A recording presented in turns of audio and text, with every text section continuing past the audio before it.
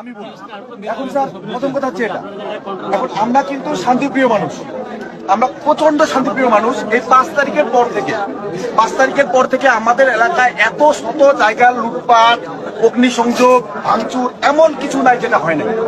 Sir আমরা ইতিমধ্যে একটা টিমও আছে আমাদের, আমরা বিভিন্ন জায়গায় খুঁজে কিন্তু আমরা সব তথ্য সংগ্রহ করেছি। এখন আমার প্রশ্ন হচ্ছে, এই যে বিভিন্ন জায়গায় যে ভাঙচুর লুটপাট হচ্ছে, এরপরে এটা নেপথ্যে কারা দায়ী? এটা কিন্তু এখন সরকার স্পষ্ট করতেছে না, আপনাদের প্রশাসন স্পষ্ট করতেছে না, কেউ স্পষ্ট করতেছে না।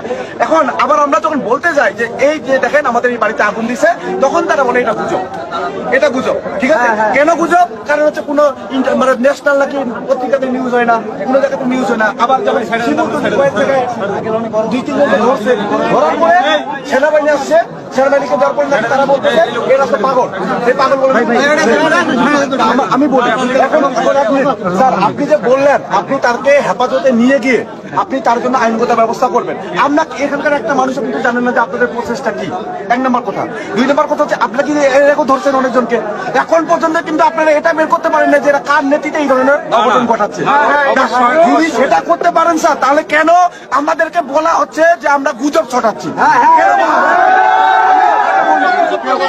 আমি কে বলতেছে বলে না, কে বলতে প্রমাণ লাগবে। আমাদের